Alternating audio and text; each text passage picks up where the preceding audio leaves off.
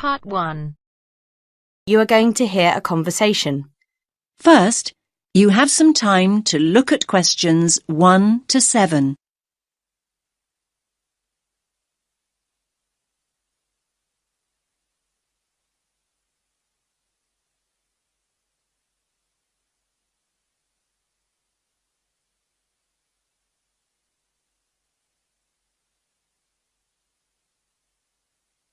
Listen carefully to the first part of the conversation and answer questions 1 to 7.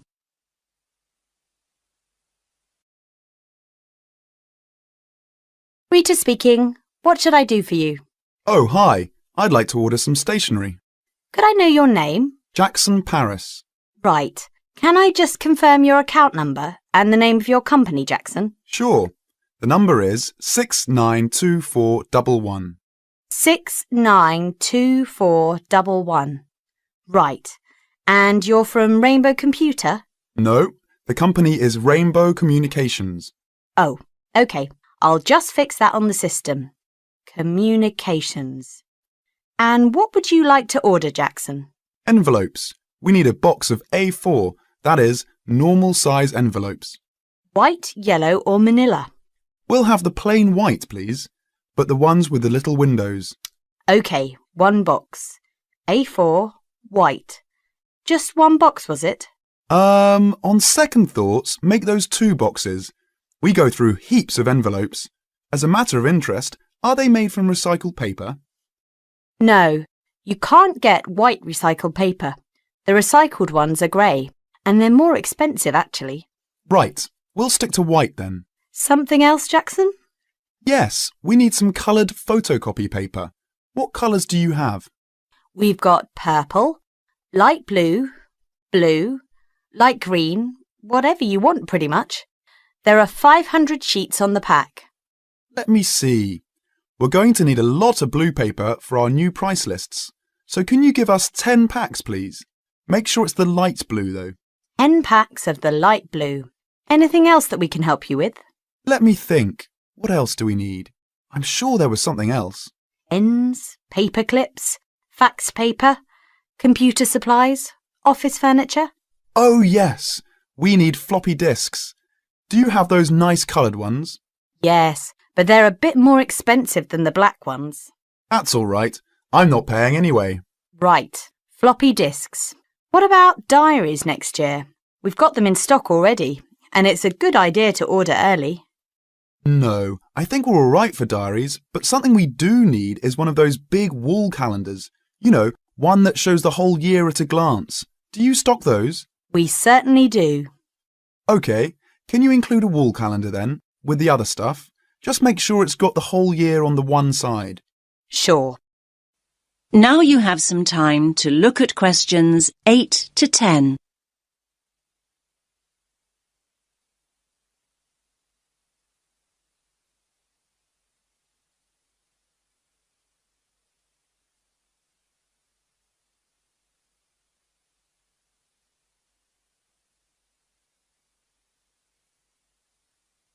Now listen to the next part of the conversation and answer questions 8 to 10. And do you have a copy of our new catalogue? No, I don't. But would you send one? Yes, I'll pop one in with the order. You'll find it a lot easier to remember what you need if you have our catalogue in front of you next time. Yes, good idea. And when can you deliver this? Should be with you tomorrow morning. Can you make sure that it's not after 11:30 a.m? Because we have to go out at 12. There's only myself here on Fridays. Fine. I'll make a note in the delivery docket that they should deliver before 11:30. Thanks very much. Thanks.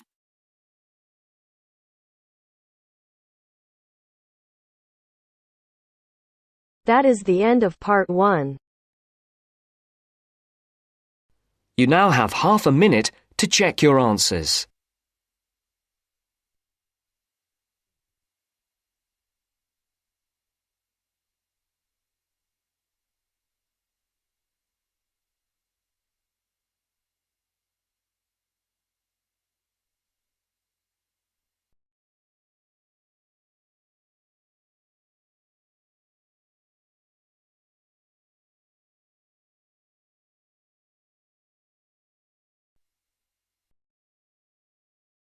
Now turns to Part 2. Part 2. You'll hear a lecturer talking to students about a printing process. First, you have some time to look at questions 11 to 15.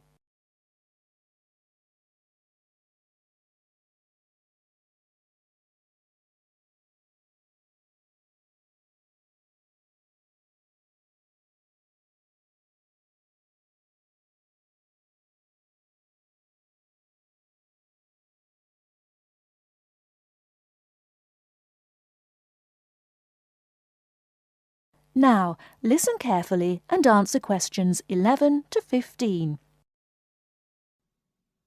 As I've made clear in earlier lectures, many different solutions have been proposed to the basic technological problem of getting meaningful marks onto paper.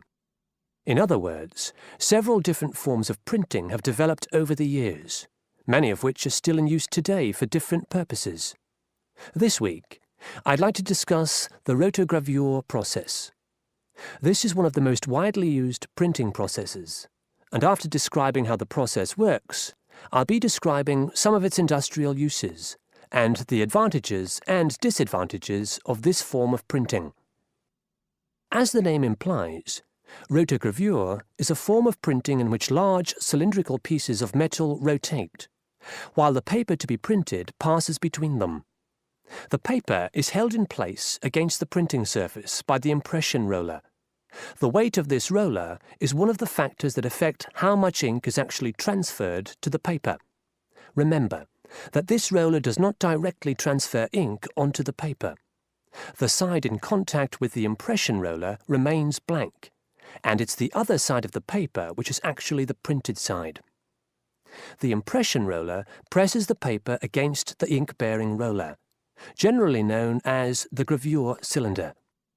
This roller is etched or engraved using either a laser or a diamond-tipped etching machine.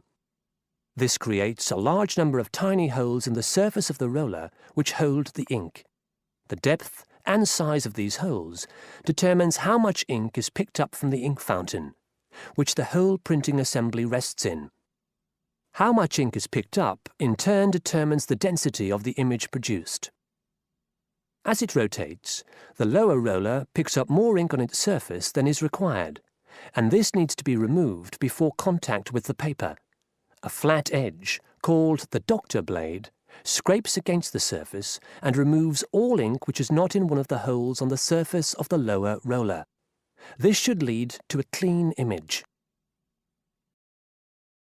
Before you hear the rest of the talk, you have some time to look at questions 16 to 20.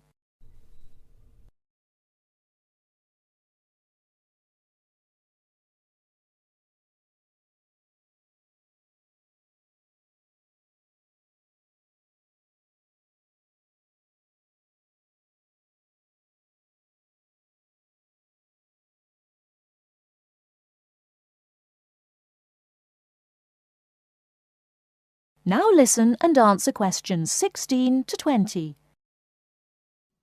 Now that we understand a little of the mechanics of rotogravure printing, I'd like to look at it in the wider context of the printing industry and discuss the main uses. One of the main advantages of the rotogravure process is that the amount of ink which can be transferred to the paper is high compared to other printing methods. This means that a broad density range can be produced. In other words, with rotogravure, it's possible to produce many different light and dark shades, making it particularly suitable for reproducing photographs and fine art. For shorter print runs, some other processes may give a finer image, but rotogravure is ideal for jobs that involve printing, for example, 1 million magazines. One common place where you'll see printed matter that has been produced by rotogravure is in the advertising material that is often inserted into Sunday newspapers. Of course, it's not just paper that can be printed by rotogravure. It's a very flexible process, since the rollers used can be made to any size required. Whether it's consumer packaging or large rolls of floor covering that need to be printed, rotogravure is a relatively cheap, quick method that is used in a variety of industries. This isn't to say that rotogravure is without its disadvantages. Probably the main drawback is the fact that, with large areas of colour, the dots are visible, even without using any kind of magnifying aid. Now, does anyone have any questions about the rotogravure process? That is the end of part 2. You now have half a minute to check your answers.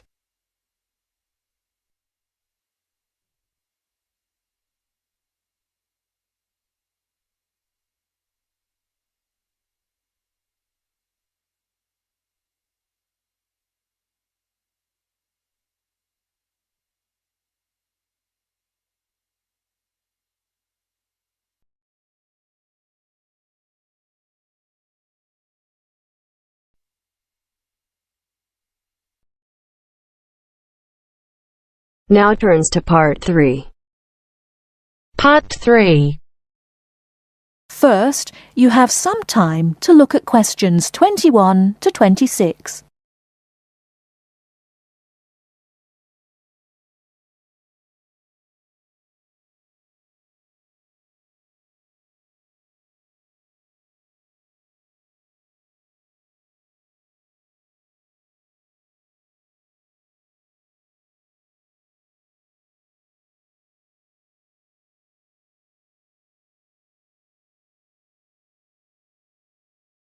Now listen carefully and answer questions 21 to 26. Hello, my name is Emiliano. I am a student here and I'd like to rent a house for 6 months. OK, well, you've come to the right place. We specialise in short-term rental. First of all, I would like to get a few details from you. Can you give me your full name, please? Yes, it is Emiliano Nespla. And can you tell me your present address, please? Yes, it's 17 Middleway, Penrose. I'm living with a homestay family at the moment. That's great. Now, do you have any identification with you? Oh, and we will need a reference from someone who knows you here. Maybe your homestay family. Yes, okay. Here's my passport and a card from my language school. My referees can be Mrs. Alice Thompson. She's my homestay mother and she wouldn't mind, I'm sure. You can contact her at the same address as me, of course. OK. If we need to contact you, should we leave a message with your homestay? No, you can speak to me directly. My cell phone number is 021 548 3534. Great. Now, do you have a bank account? You will need to pay your rent by direct debit. You know, it will come out of your account automatically every month. Okay, I don't have my bank account details with me now, but I can get them and bring them back later today. That's fine. Now, can you tell me what kind of house you are looking for? Do you want to rent by yourself? No, I'm looking for a 3-bedroom house. I want to rent with my 2 friends. I will bring them in to see you later today. OK. And what areas are you interested in renting in? Well, here's a map. Can you see my school? I don't have a car, so I need to take some kind of public transport to school and I don't want to travel for more than 30 minutes each way. Do you think you have anything which is suitable? Yes, we do. Here is a list of available properties. I'll highlight the ones that could be of interest to you. Look at the map and go and have a look at the houses with your friends. Do you have a friend with a car? Yes, I do. Good. So go and look outside the houses. It will give you an idea of what the area is like. But remember, don't go into the garden or knock on the door. If you want to go in and have a look, let me know and we can arrange an appointment. Okay, can you give me an idea of price? Yes. If you look at the list, you can see the weekly rent written next to the house address. Oh yes, I can see it now. Do I need to pay anything else? Yes, you need to pay a deposit which you will get back when you move out, and you have to pay a non-refundable agent fee which is equivalent to 1 week's rent. You will have to pay your bills when they come in every month too, of course. Okay, well, thank you very much for your help. What time should I come back with my friends and my bank details? How about 2:30 this afternoon? That sounds good. Thank you for your help. I'll see you later. Thanks for coming in. Goodbye.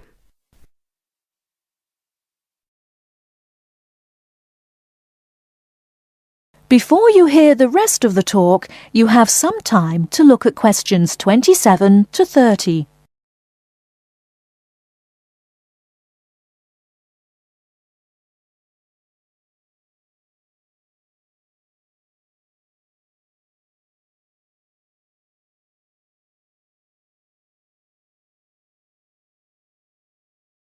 Now listen and answer questions 27 to 30.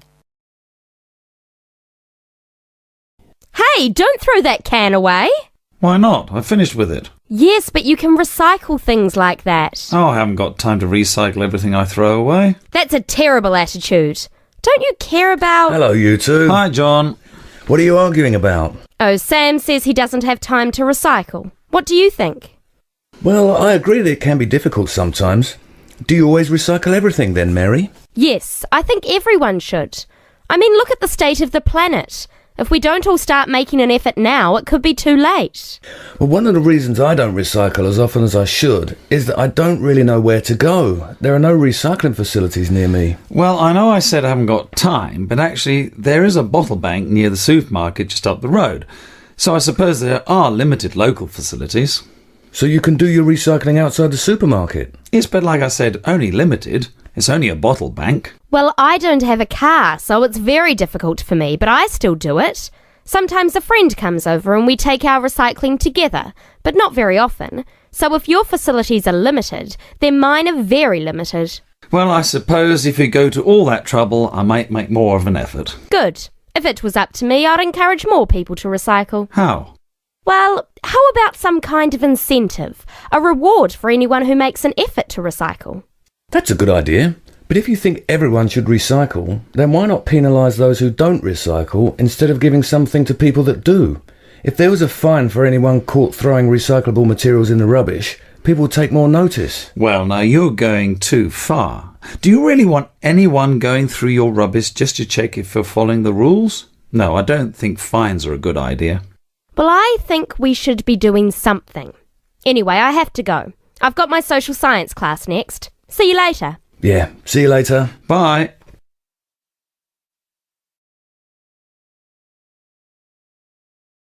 That is the end of part 3. You now have half a minute to check your answers.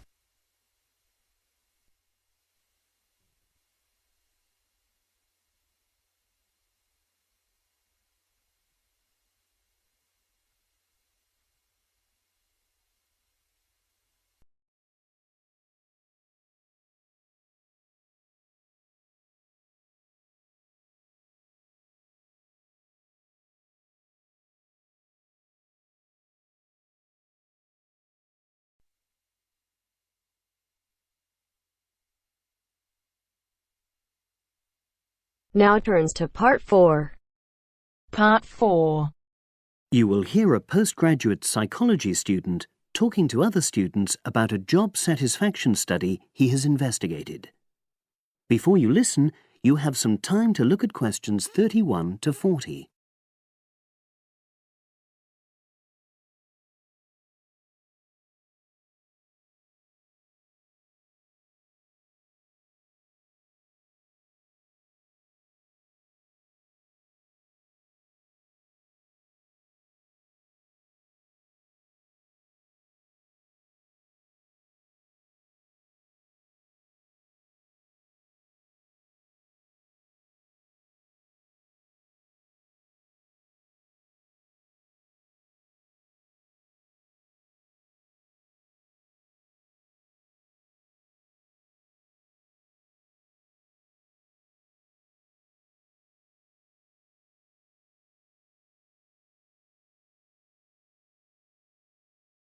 Now listen and answer questions 31 to 40.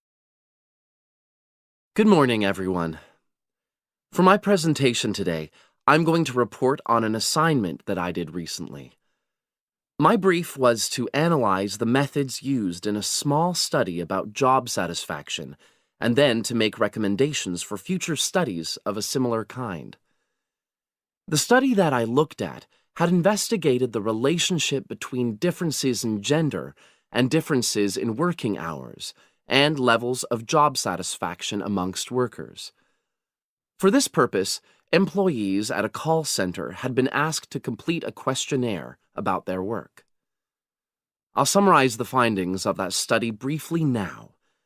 First of all, female full-time workers reported slightly higher levels of job satisfaction than male full-time workers.